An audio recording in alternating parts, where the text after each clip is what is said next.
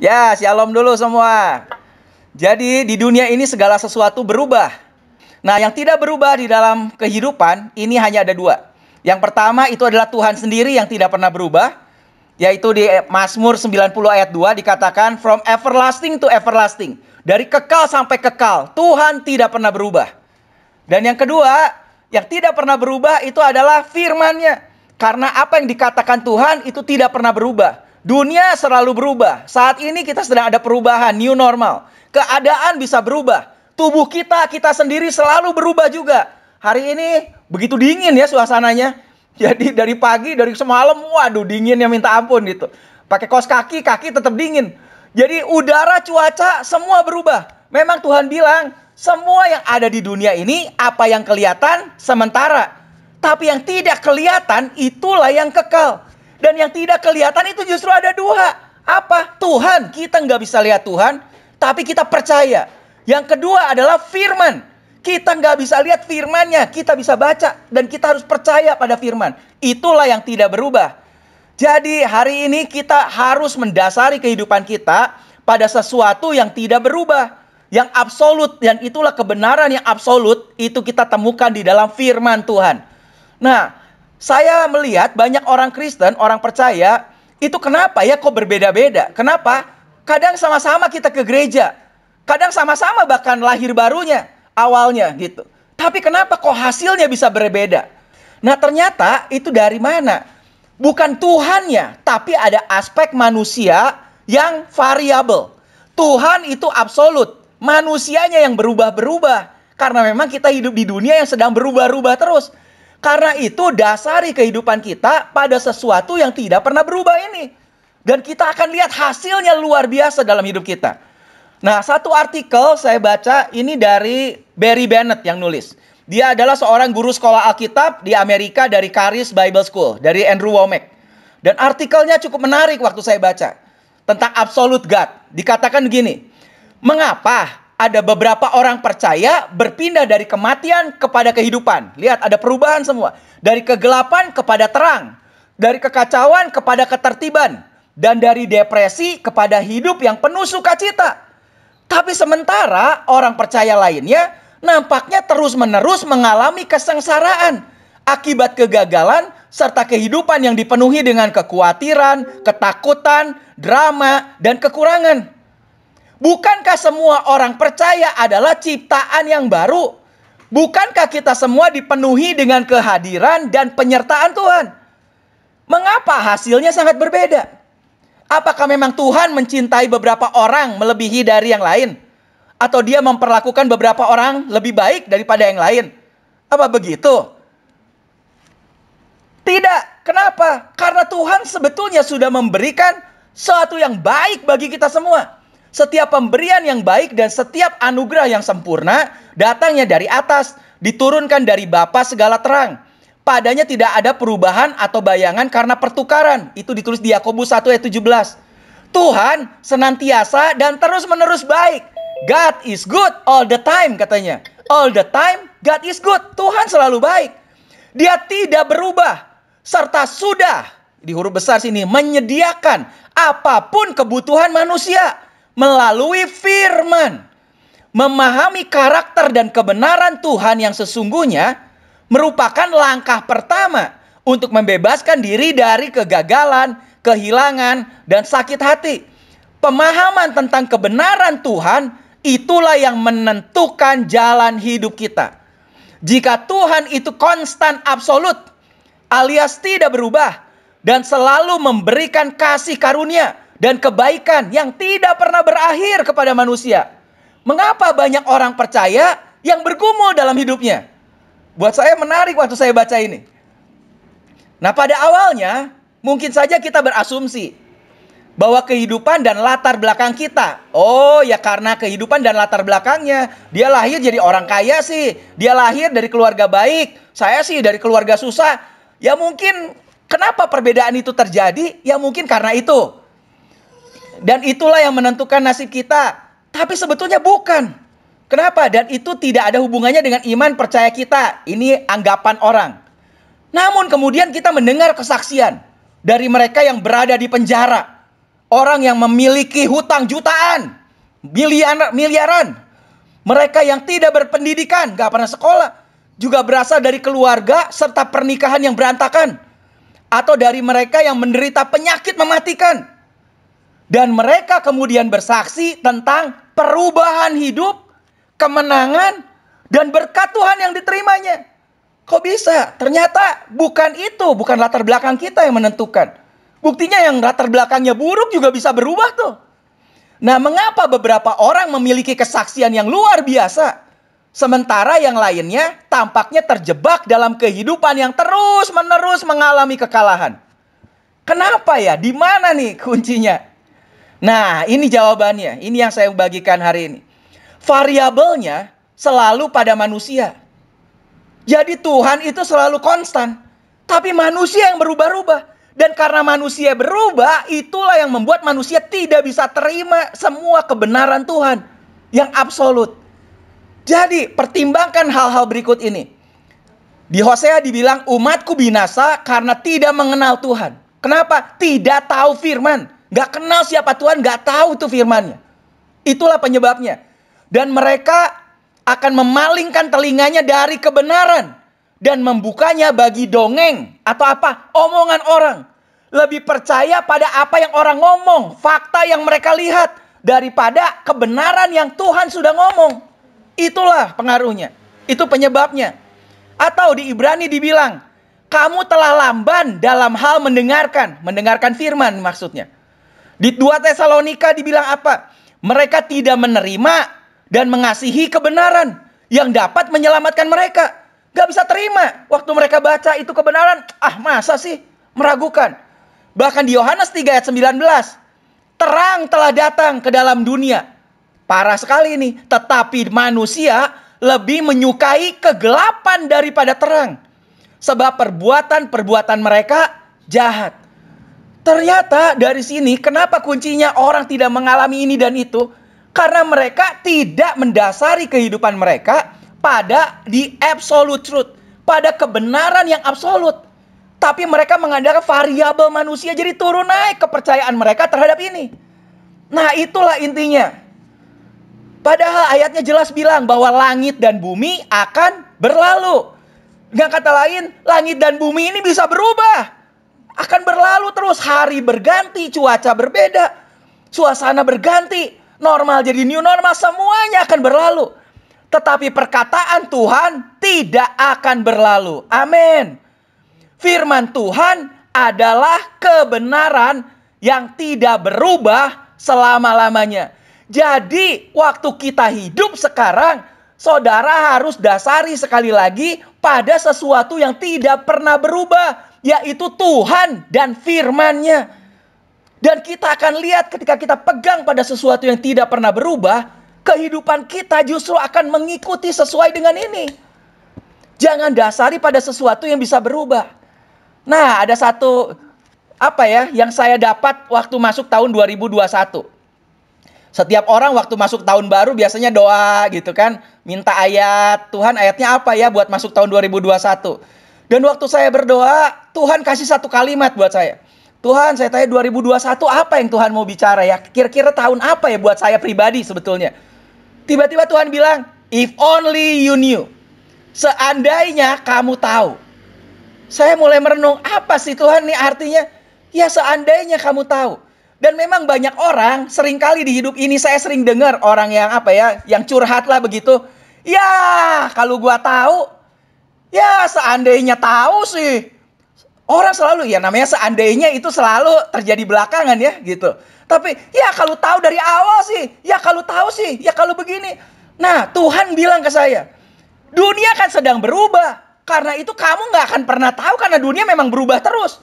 Tapi kamu harus pegang sesuatu yang tidak berubah. Dan kalau kamu pegang sesuatu yang tidak berubah, kalau kamu tahu itu tidak berubah, berarti itu akan terjadi. Kenapa? Karena itu tidak pernah berubah. Yang lain kan berubah. Jadi tahun 2021 saya bagikan bagi saudara, jangan sampai kita ngomong ini. Ya kalau gua tahu sih, ya tapi kan udah lewat, kejadiannya sudah berubah lagi. Makanya dasari pada apa sesuatu yang kita harus tahu. Dan balik lagi tadi, Apa yang kita tahu itu yang tidak pernah berubah dan selalu konstan, itu adalah firman Tuhan. Firman Tuhan tidak pernah berubah. Kalau kita tahu dari awal itu ada firman-Nya, firman Tuhan tidak pernah berubah, berarti pasti digenapi dalam hidup kita. Firman Tuhan iya dan amin. Makanya kita harus percaya pada firman itu. Seandainya kita tahu, yang pertama tahu dulu, dan setelah itu percaya pada firman itu. Nah, ada satu cerita dulu yang dialami oleh Yesus sendiri. Satu ketika Yesus meredakan badai. Kita tahu ceritanya. Ya, kita tahu ceritanya, Yesus ngajak mereka untuk bertolak ke seberang. Di tengah jalan ada badai menghantam, dan Yesus tidur di situ, dan murid-muridnya akhirnya bangunkan Yesus. Dan Yesus bangun, akhirnya menghardik badai itu, badainya kemudian tenang. Dan kemudian ya selesai lah gitu ceritanya. Cuma 7 ayat. Tapi saya mau kita hari ini perhatikan apa yang terjadi ini. Apa yang sedang terjadi. Itu ditulis di Markus 4 ayat 35. Cuma 7 ayat Markus 4. Angin ribut diredakan. Pada hari itu, waktu hari sudah petang, Yesus berkata kepada mereka, "Marilah kita bertolak ke seberang." Stop dulu, saya tanya, siapa yang ngajak? Yesus. Jadi idenya dari siapa? Yesus. Idenya dari Yesus, Yesus yang ngajak. Dan dia yang ngomong kepada mereka. Dia bilang, marilah kita bertolak ke seberang. Mereka meninggalkan orang banyak itu lalu bertolak dan membawa Yesus beserta dengan mereka. Dalam perahu di mana Yesus telah duduk dan perahu-perahu lain juga menyertai dia. Jadi Yesus yang ngomong, Yesus juga ikut bersama dengan mereka. Dan di jalan memang kemudian Yesus tidur. Nanti saya jelaskan kenapa Yesus tidur ya. Gitu. Tapi ini dulu. Jadi idenya ide Yesus dan Yesus yang ngomong. Dan siapa sih Yesus itu? Nah itu yang penting kita ngerti. Siapa Yesus? Waktu Natal kemarin saya sudah jelaskan ke saudara. Bahwa bayi yang lahir itu dikasih 2 nama dari surga. Bayi yang lahir dikasih 2 nama dari surga. Namanya dari surga. Yang pertama, bayi itu disuruh kasih nama Yeshua. Yesus bahasa Indonesianya. Yeshua artinya Yahweh save.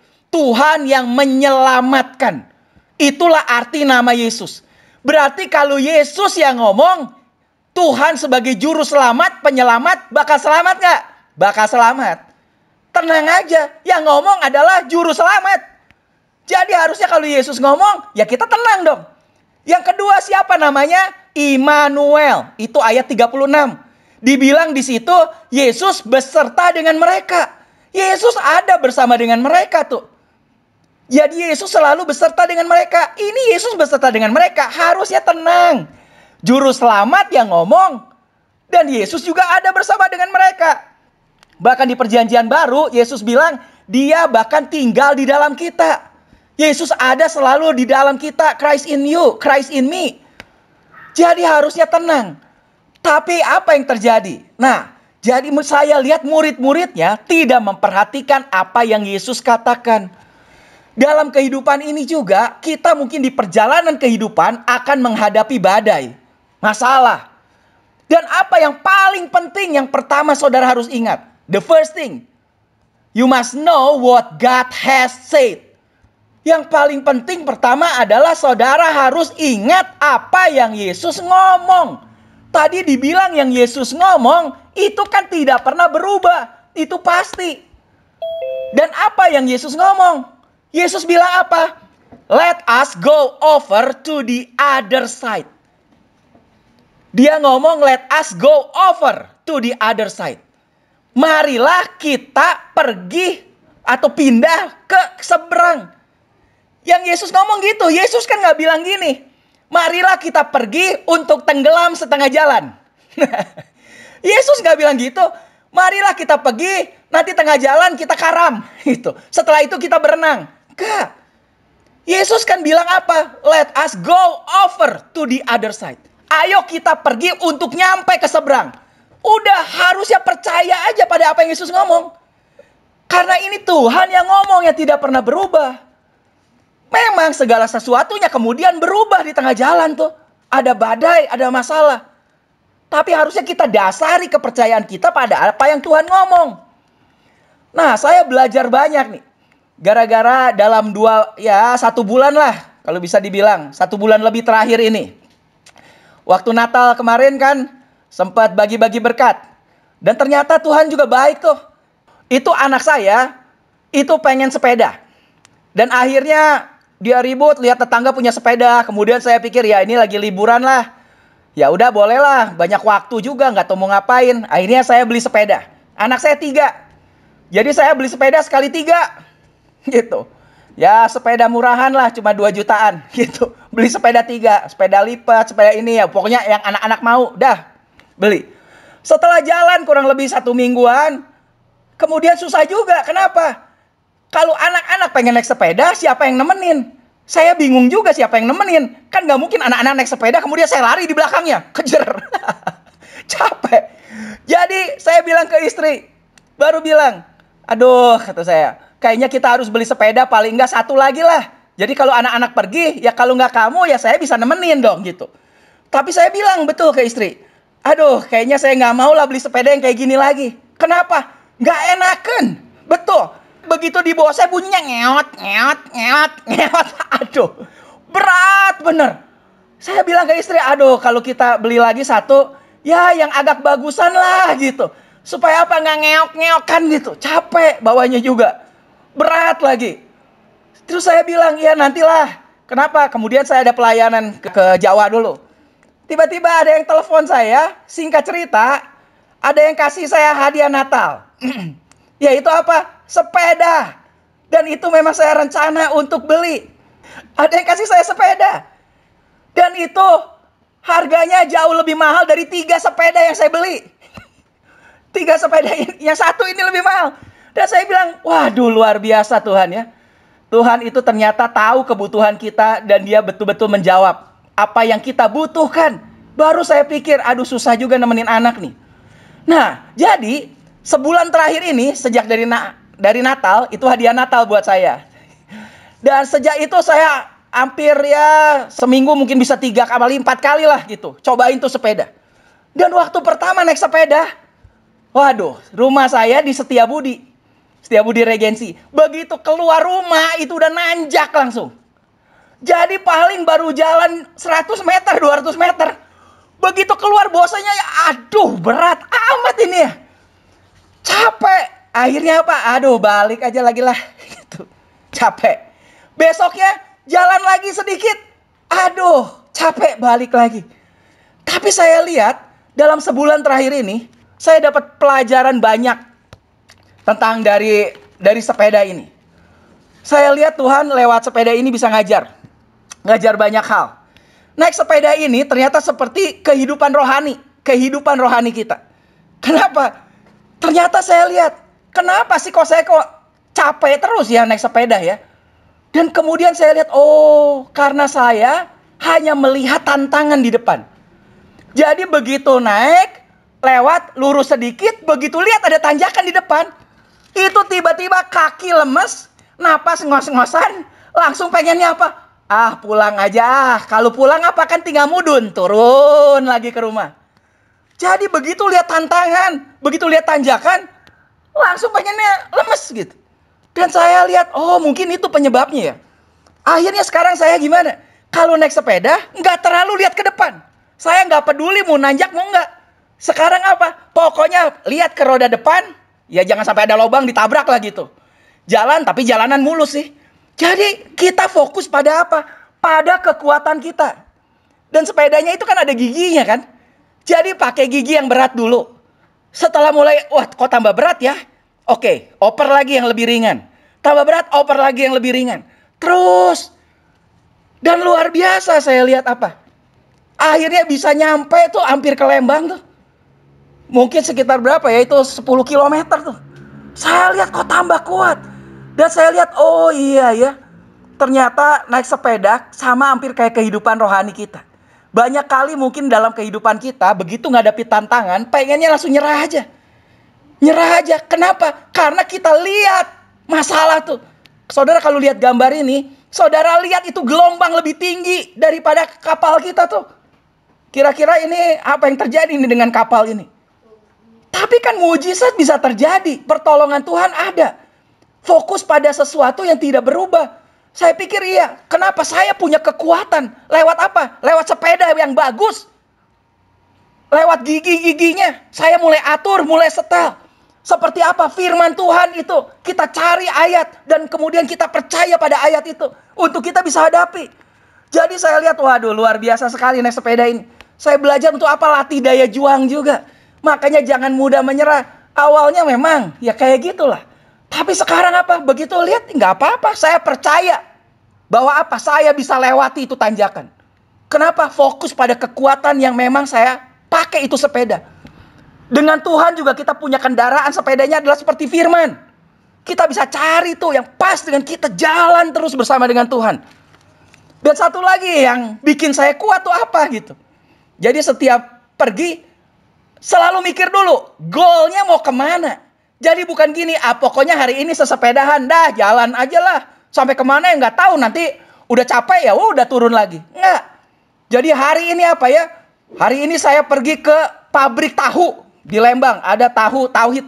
Tahu itulah Barokah. Pabrik tahu. Jadi apa? Ternyata itu bisa memacu kita untuk sampai.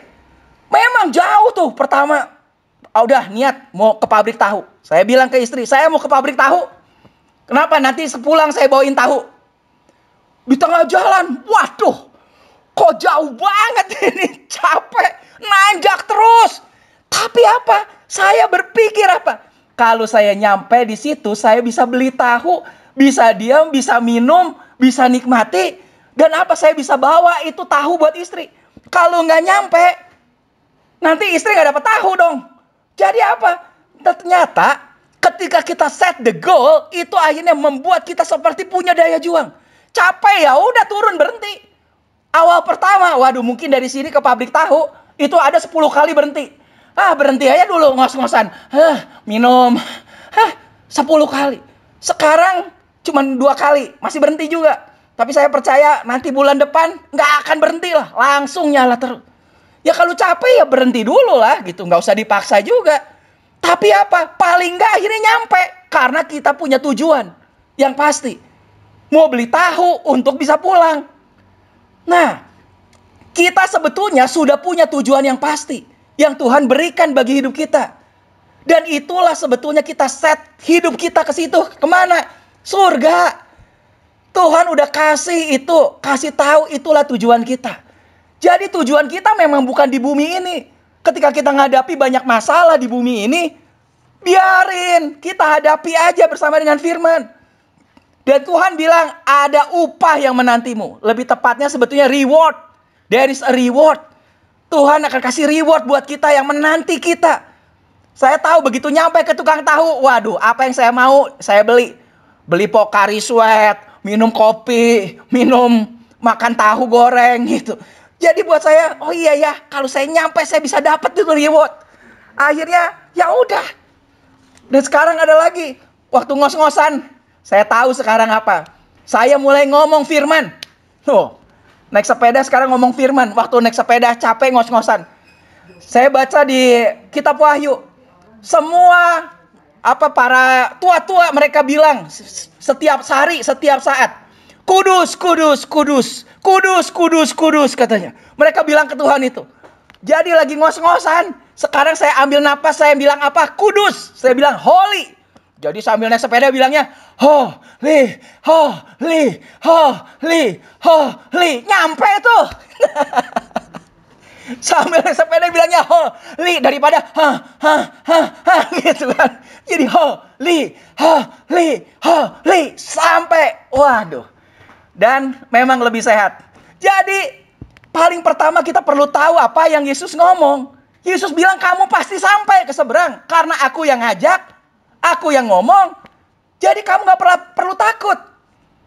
Ayat berikutnya bilang. Lalu mengamuklah taufan yang sangat dahsyat. Dan ombak menyembur masuk ke dalam perahu. Sehingga perahu itu mulai penuh dengan air. Pada waktu itu Yesus sedang tidur di buritan di sebuah tilam.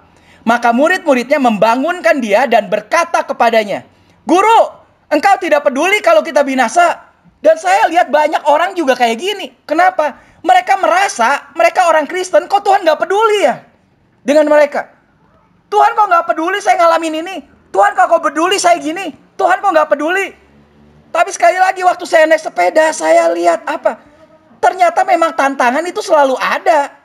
Saya mau ke pabrik tahu, meskipun Tuhan udah janjikan pasti nyampe nih. Kasarnya ke pabrik tahu, dikasih sepeda, dikasih firman, kasih Alkitab sebagai kendaraannya. Tetap tantangan itu ada. Dan sepertinya Tuhan gak peduli. Bukan Tuhan gak peduli. Tuhan sangat peduli. Cuma kita percaya gak pada firman-Nya? Sekali lagi, firman Tuhan tidak berubah. Dunia boleh berubah, tantangan boleh berubah, masalah boleh berubah. Tapi firman-Nya di Ibrani 13 ayat 5 bilang apa? Aku, kata Tuhan, sekali-kali tidak akan membiarkan engkau. Sekali-kali tidak berarti tidak akan pernah sekalipun juga. Gak akan pernah sekalipun juga. Ini Tuhan ngomong. Gak akan pernah sekalipun juga aku biarkan engkau. Aku sekali-kali tidak akan meninggalkan kau. Aku tidak akan pernah sekalipun juga meninggalkan kau. Sebab itu dengan yakin kita dapat berkata, Tuhan adalah penolongku. Jadi kalau murid-murid tadi bilang, engkau gak peduli kalau kita binasa, salah besar. Tuhan sangat peduli. Lihat ini ayatnya. Tuhan itu selalu menyertai. Tuhan adalah penolongku. Maka aku tidak akan takut. Apakah yang dapat dilakukan manusia terhadap aku? Sekarang orang bilang virus ini kan bukan natural. Ini virus adalah bikinan manusia. Ya sekalipun virus bikinan manusia, apakah yang dapat dilakukan manusia terhadap aku? Amin. Betul, makanya aku tidak takut. Percayalah, Tuhan itu absolut. Tidak berubah. Lanjut lagi, ayat 39. Dan Tuhan itu, ia pun bangun. Lihat, Tuhan sangat peduli. Dia pasti tolong kita. Menghardik angin itu dan berkata kepada danau itu, diam, tenanglah. Lalu angin itu reda dan danau itu menjadi teduh sekali. Lalu ia berkata kepada mereka, mengapa kamu begitu takut? Mengapa kamu tidak percaya? Nah, saya mau kita fokus di sini, lihat. Ini murid-murid Yesus. Kita juga adalah murid-murid dia. Tapi di perikop ini, Yesus sempat menegur murid-muridnya. Nah, karena itu saya mau kita belajar. Kalau Yesus menegur murid-muridnya, saya nggak mau murid-murid seperti murid-murid Yesus yang ditegur ulang. Istilahnya gitulah. Kalau Yesus sudah menegur murid-muridnya, kita belajar dari teguran Yesus kepada murid-muridnya itu. Karena kita muridnya yang lain nih. Kita muridnya juga. Jadi apa tegurannya? Yesus negur mereka. Kenapa kamu takut dan kamu tidak percaya? Inilah problemnya. Kenapa kamu takut dan kamu tidak percaya? Nah, sumber daripada ketakutan itu apa? Waktu saya perhatikan, oh iya ya. Sumber takut itu apa? Itu adalah factfulness. Fakta, dipenuhi oleh fakta. Apa yang membuat kita takut dalam hidup ini? Ya karena kita lihat banyak fakta ini dan itu. Buktinya begini dan ini dan itu. Dan itulah yang akhirnya the reason we are wrong. Itulah akhirnya yang membuat kita jadi nggak benar. Kenapa? Karena sekali lagi, segala sesuatu berubah. Tapi yang tidak berubah itu kan cuma firman. Makanya harusnya kita bukan factfulness. Kalau kita factfulness itu bakal takut. Harusnya kita faithfulness. Harusnya kita dipenuhi oleh iman. Bukan dipenuhi oleh fakta-fakta. Dan yang menarik dari kata faithfulness, itu muncul kata faithful. Faithful itu adalah kesetiaan, setia. Jadi daripada kita memfokuskan pada fakta-fakta, lebih baik kita memfokuskan pada kesetiaan Tuhan. Kesetiaan Tuhan endures forever.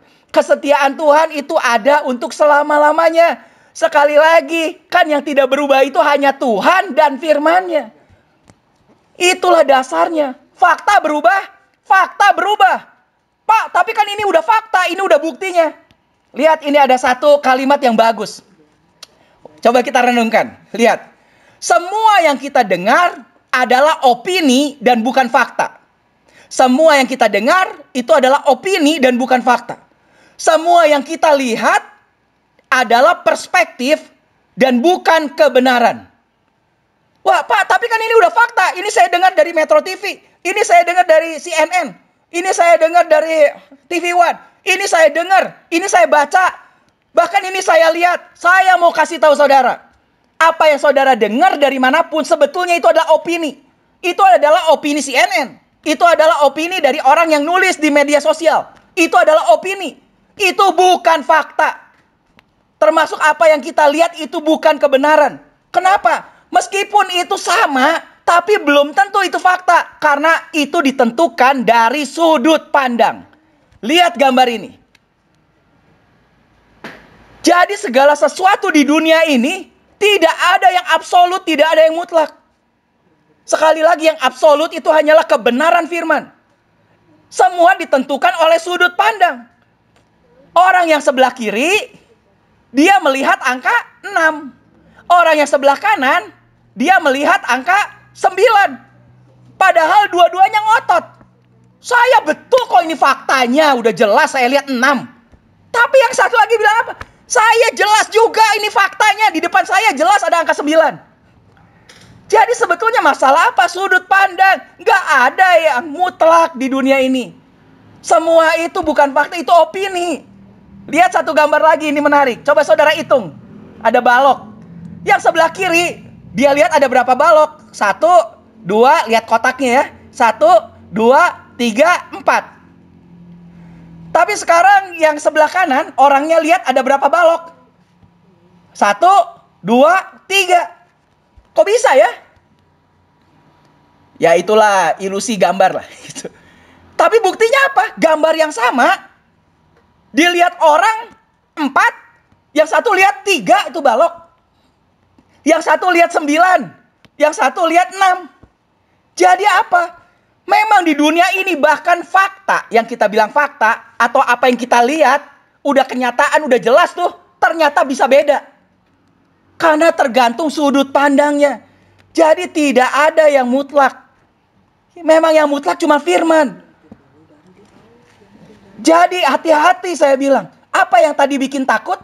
Yang bikin takut adalah factfulness. Ketika kita dipenuhi oleh fakta-fakta. Kita dengar si A, dengar ini, dengar itu, dengar tentang COVID. Tapi sekarang COVID aja berubah-berubah beritanya. Capek lah dengerin. Kenapa? Memang karena dunia berubah terus. Jadi apa? Fact sometimes is a fake. Fakta itu seringkali adalah palsu.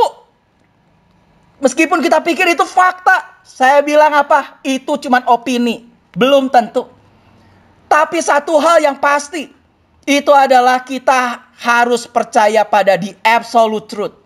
Kebenaran yang absolut. Itulah yang pasti. Itulah firman. Nah, kita lanjut lagi. Makanya Paulus bilang apa? Sebab aku telah memutuskan untuk tidak mengetahui apa-apa di antara kamu selain Yesus Kristus, yaitu Dia yang disalibkan. Paulus bilang, udah saya nggak mau tahu tentang apapun juga. Makanya di hidup ini selain apa? Selain Yesus sajalah. Jadi memang dalam hidup ini sebetulnya fokus kita cuman apa? Cuman Yesus dan karya salibnya. Yesus sudah selesaikan segala sesuatunya di salib. Waktu disalib dia bilang, sudah selesai. Dan kemudian apa yang dia ngomong kita percaya. Itu aja. Makanya believe the truth of God's word over the fact of your circumstances. Percayalah pada kebenaran dari firman Tuhan. Lebih daripada fakta-fakta yang sedang kita alami hari-hari ini. Lebih daripada apa yang sedang kita lihat. Pak, tapi kan saya ngalamin gini, ini buktinya begini, buktinya saya sakit, buktinya begini. Kita lebih percaya pada firman yang tidak bisa berubah. Sakit aja bisa berubah. Hari ini saudara sakit, saya berdoa, saudara bisa sembuh besok. Jangan besok, nanti malam lah. Itu. Semua bisa berubah. Tapi firman tidak berubah. Nah, ini ada hal yang penting. Ini bagian terakhir. Ini yang penting. Yesus bangun dan kemudian dia menghardik dan dia bilang apa? Diam, tenanglah. Pertanyaan saya yang tadi. Kenapa Yesus tidur? Itu yang menarik. Nah, balik lagi. Tadi di awal, Yesus ngomong yang ngajak pergi siapa? Yesus. Yang punya ide untuk pergi ke seberang? Yesus. Dan Yesus kemudian ngomong apa? Marilah kita bertolak ke seberang.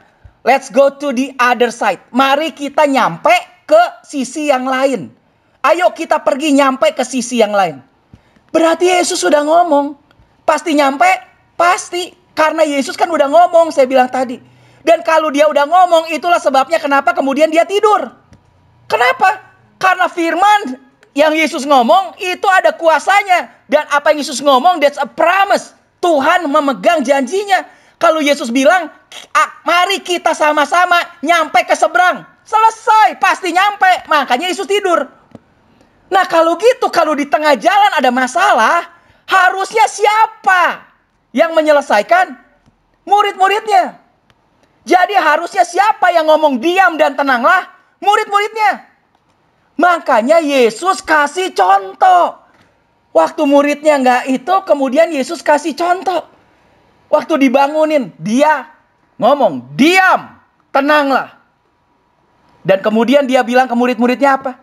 Kenapa kamu takut dan tidak percaya? Jadi harusnya murid-muridnya yang ngomong kepada badai itu. Yesus ini cuma ngasih contoh. Karena Yesus sudah ngomong. Tapi murid-muridnya nggak pegang perkataan Yesus. Bahwa kita akan sampai ke seberang. Makanya jadi takut. Dan nggak percaya. Yesus kasih contoh, dia hardik ini.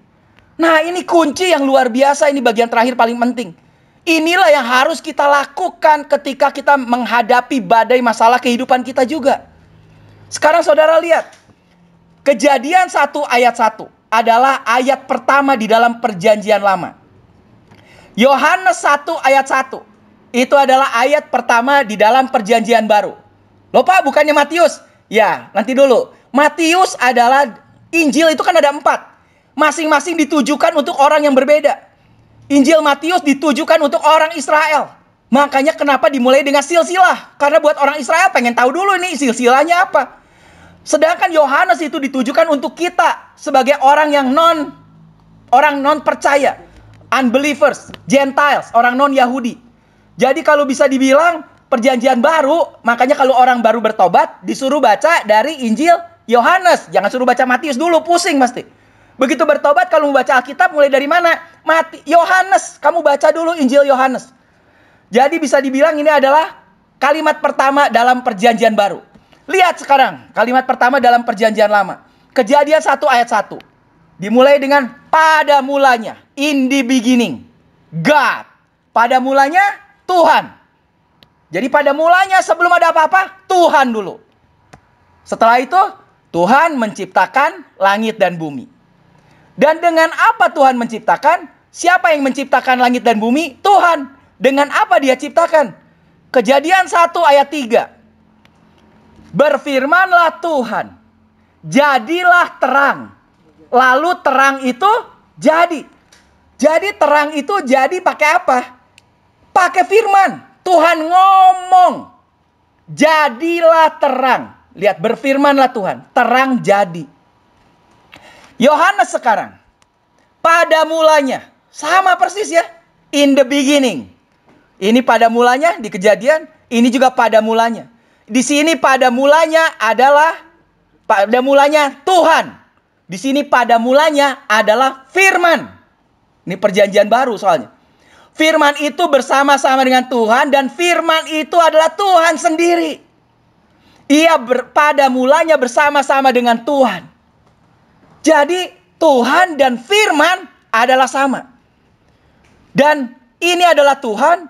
Sekarang Tuhan yang menjadi manusia dan diam di antara kita, itulah firman-Nya. Kenapa? Karena Yesus ngomong. Dan lihat ayat yang ketiga, Yohanes 1 ayat 3. Bagus sekali. Lihat.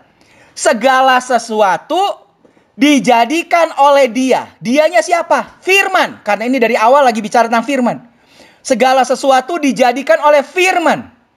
Dan tanpa firman, tanpa Dia, tidak ada suatu pun yang telah jadi dari segala yang telah dijadikan. Pusing ya kata-katanya? Ulangi lagi, pelan-pelan. Segala sesuatu dijadikan oleh firman. Dan tanpa firman, tidak ada suatu pun yang telah jadi dari segala sesuatu yang telah dijadikan. Nggak ada yang jadi dari segala sesuatu yang telah dijadikan. Jadi, di Kejadian Tuhan sudah menjadikan segala sesuatu. Penciptaan, dia sudah selesai. Hari ketujuh dia bilang, sungguh semuanya amat baik. Dan kemudian hari ketujuh dia istirahat. Kenapa it is finished? Sudah selesai semuanya. Tapi kenapa hari ini kok kita nggak bisa lihat ya? Nah, ternyata untuk bisa ada sesuatu yang dijadikan dari sesuatu yang telah dijadikan, itu butuh firman. Tanpa firman, nggak ada yang bisa jadi dari yang sudah Tuhan jadikan. Sedangkan sebaliknya dengan firman, dengan perkataan dengan firman, itu bisa terjadi dari apa yang memang Tuhan sudah jadikan sejak awalnya. Tuhan sudah jadikan semuanya. Jadi sekarang kita butuh firman.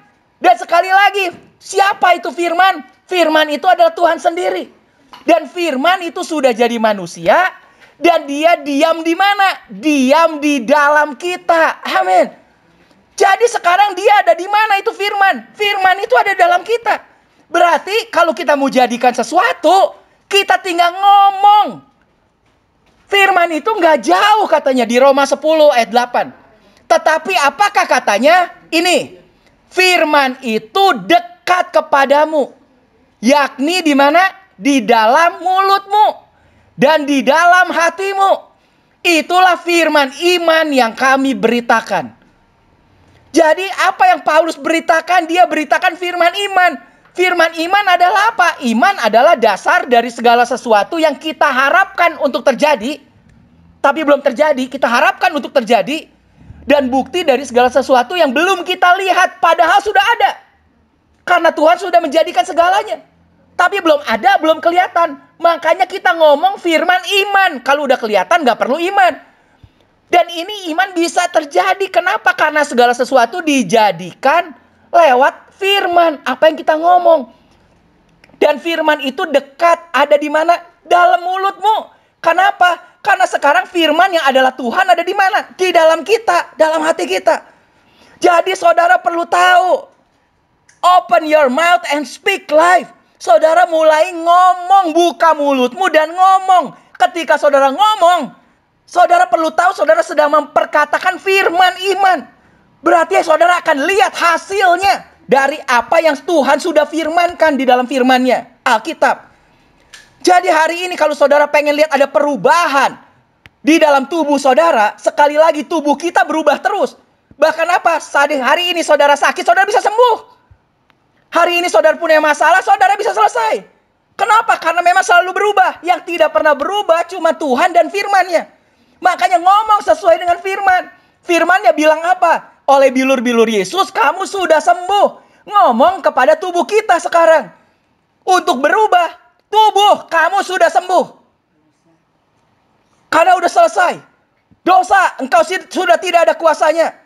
Ngomong berdasarkan firman. Maka saudara akan mulai lihat hasilnya. Itu yang Tuhan mau.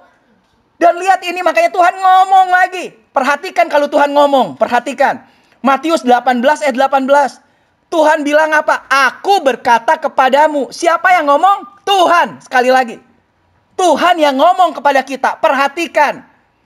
Sesungguhnya apa yang kamu ikat di dunia ini akan terikat di sorga. Dan apa yang kamu lepaskan di dunia ini akan terlepas di sorga. Wow, ternyata ada hubungan antara surga dan dunia. Lewat apa? Lewat apa yang kita ngomong. Apa yang kita ikat, apa yang kita lepaskan. Kalau saudara melepaskan apa? Kesehatan di surga itu akan berdampak ke bumi. Makanya saudara perkatakan itu. Dan itu akan mulai terjadi di alam duniawi kita. Ketika saudara tahu kebenaran surga, kebenaran absolutnya Tuhan. Makanya speaking God's word, releasing God's power into your circumstances.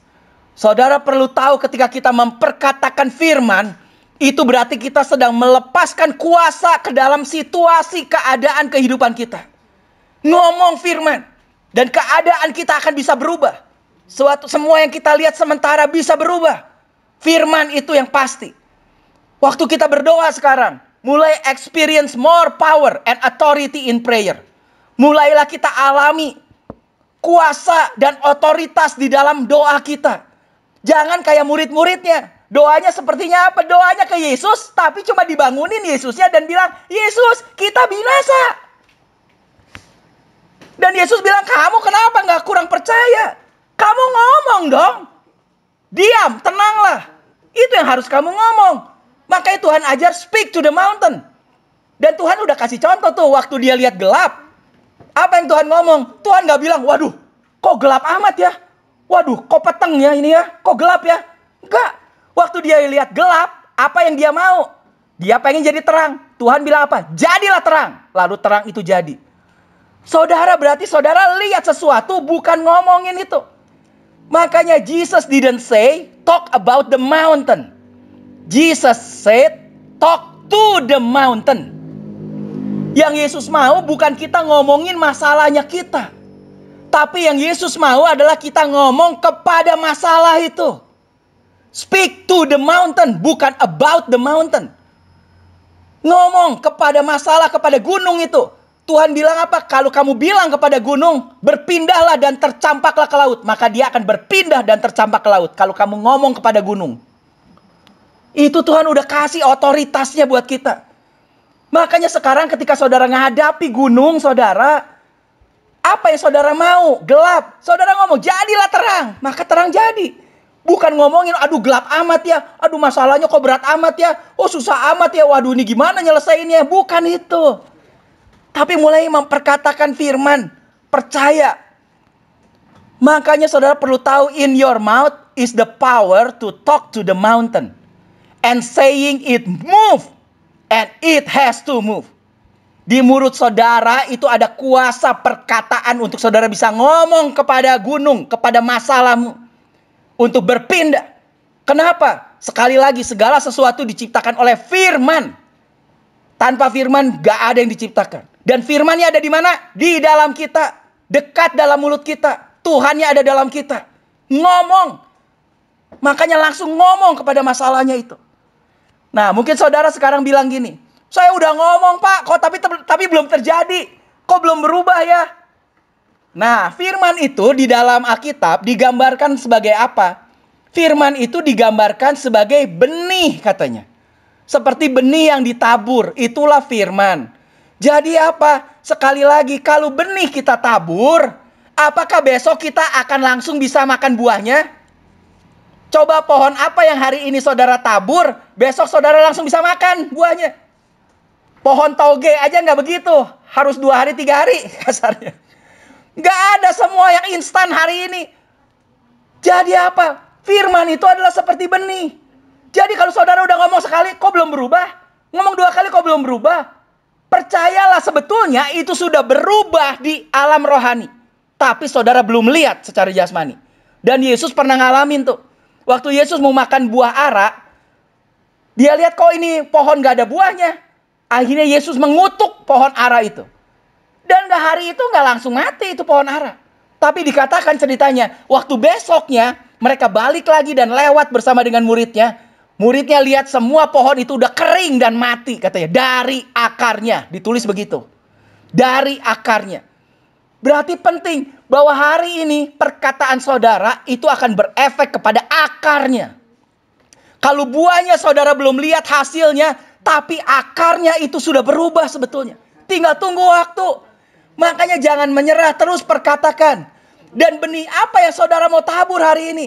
Sebetulnya semua benih firman itu sudah ada dalam saudara. Benih kesehatan, saudara mau sehat, taburlah benih kesehatan rajin-rajin. Dengan apa? Ngomong.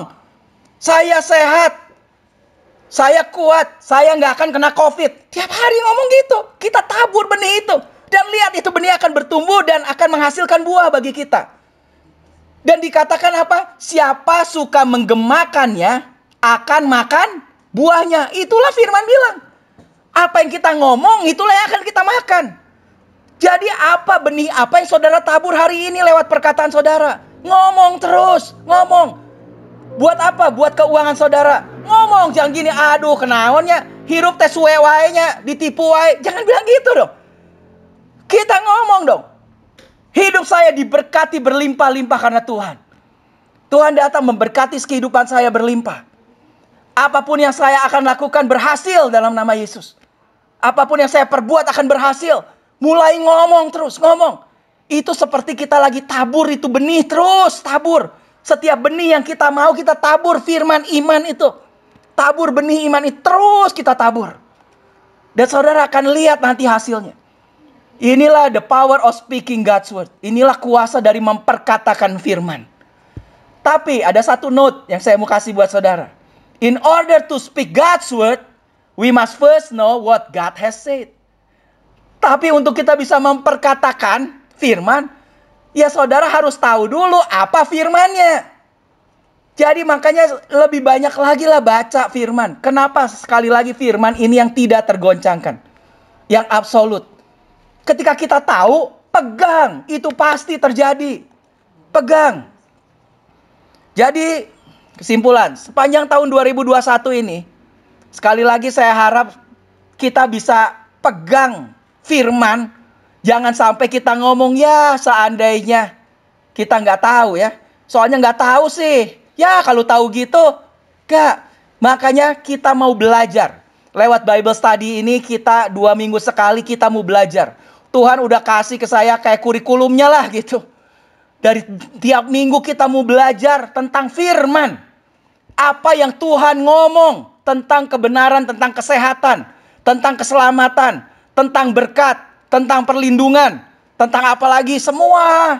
Itu saya udah catat semua. Kita belajar dan itu yang tidak pernah tergoncangkan. Dan kalau kita tahu firman-Nya itu, kemudian kita percayalah penuh pada firman-Nya itu. Dan firman tidak berubah. Ini contohnya 1 Roma 8 ayat 32. Kenapa kita bisa yakin bahwa kehidupan kita akan luar biasa bersama Kristus, di dalam Kristus? Karena Roma 8 ayat 32 bilang dia yang tidak menyayangkan anaknya sendiri, tetapi yang sudah menyerahkannya bagi kita semua. Bagaimanakah mungkin ia tidak mengaruniakan segala sesuatu kepada kita bersama-sama dengan dia? Kalau Yesus aja putranya yang tunggal, dibilang situ tunggal, berarti cuma satu, punya satu anak dikasihin. Bagaimana mungkin ia tidak mengaruniakan kepada kita segala sesuatu? Segala sesuatu ini apa? Nah, seringkali kita yang bikin jadi variabel. Padahal firman Tuhan adalah absolute truth, kebenaran yang absolut. Kalau Tuhan bilang dia akan mengaruniakan atau dia sudah mengaruniakan kepada kita bersama dengan Yesus segala sesuatu, ya berarti segala sesuatu. Tapi manusia yang bikin variabel, akhirnya kita terimanya ya variabel. Oh ya memang kalau ini sih bisa, tapi kalau ini ya Tuhan gak bisa, tolong. Ya kalau ini Tuhan gak bisa kasih. Loh siapa bilang? Dia sudah memberikan semuanya. Tapi kita belum lihat. Kenapa kita belum lihat? Karena kita belum ngomong. Tanpa firman gak bisa jadi. Dari apa yang memang Tuhan sudah sediakan. Padahal dia sudah mengaruniakan segala sesuatu. Harusnya kita ngomong dong. Terima kasih Tuhan. Yesus bilang aku datang supaya kamu punya hidup. Mempunyainya dalam segala kelimpahan. Terima kasih Tuhan. Tuhan memberkati aku berlimpah.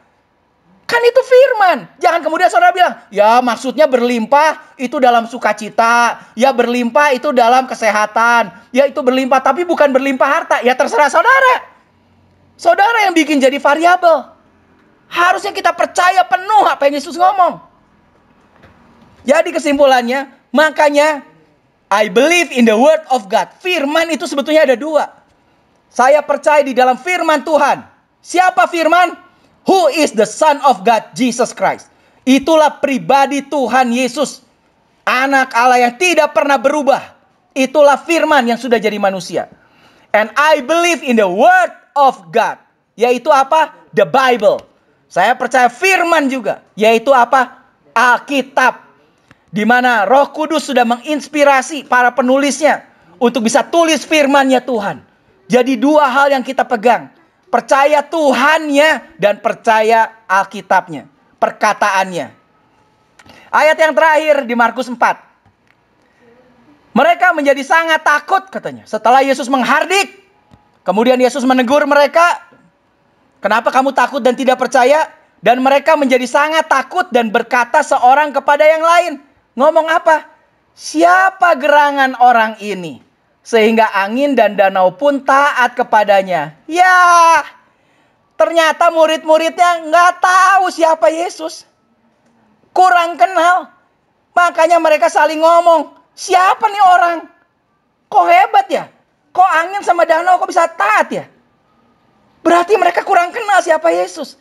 Tapi hari ini kita belajar sekali lagi dari teguran-teguran Yesus ini. 7 ayat ini.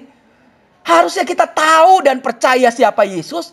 Harusnya kita yang bertindak, yang bilang diam dan tenang. Makanya Yesus tidur karena udah pasti nyampe. Jadi sekali lagi, God's word itu adalah my guarantee. Firman Tuhan itulah sebetulnya garansi bagi kita. Itulah jaminan bagi kita. Unleashing the power of God's word in your life. Ayo kita mulai belajar untuk melepaskan kuasa dari perkataan itu di dalam kehidupan kita. Ngomong, mulai ngomong. Dan firman Tuhan itu is alive and powerful. Firman Tuhan itu hidup, bisa membuat kehidupan. Makanya Tuhan bilang apa? Jadilah terang. Kemudian jadilah kambing, jadilah sapi, jadilah burung, jadilah apa? Tiba-tiba bisa ada kehidupan. Sesuatu yang mati ketika Tuhan ngomong bisa berubah. Gelap jadi terang. Yang mati bisa bertumbuh. Binatang Tuhan tinggal ngomong semua. Makanya dalam firman itu ada kehidupan dan berkuasa. Pakai, sekarang itu ada dalam mulut kita. It will set you free. Itu akan membebaskan kita. Comfort you, akan bikin kita tenang. Heal you, akan menyembuhkan kita. And free your soul, dan akan membebaskan jiwa kita. Amin. Jadi saya berharap sekali lagi tahun 2021 akan ada perubahan dalam hidup kita. Kita mulai belajar tahu tentang kebenaran firman yang absolut, yang tidak pernah berubah. Tentang segala hal dalam aspek kehidupan kita. Itu yang saya akan bahas ke depan sepanjang tahun 2021. Udah ada materinya. Dan kita percaya pada firman itu. Dan kita akan lihat kehidupan kita akan berubah di dalam Kristus. Amin. Mari kita berdoa. Terima kasih Tuhan, kami bersyukur Tuhan untuk setiap kebenaran daripada firman-Mu Tuhan. Firman-Mu adalah ya dan amin. Pasti terjadi dalam hidup kami. Karena itu biarkan kami Tuhan bisa berfokus hanya pada kebenaran firman-Mu Tuhan. Dan kami mulai belajar untuk menabur benih itu. Memperkatakan kebenaran-Mu. Dan kami akan mulai lihat sesuatu mulai terjadi dan berubah dalam kehidupan kami. Ketika kami menabur kebenaran firman-Mu Tuhan. Itulah firman iman. Kami mau lakukan itu Tuhan. Terima kasih Tuhan. Kami mau serahkan Tuhan setiap firman ini. Supaya firman itu bisa bertumbuh dan kami bisa lakukan setiap firman. Di dalam nama Tuhan Yesus Kristus kami berdoa. Amin. Tuhan memberkati.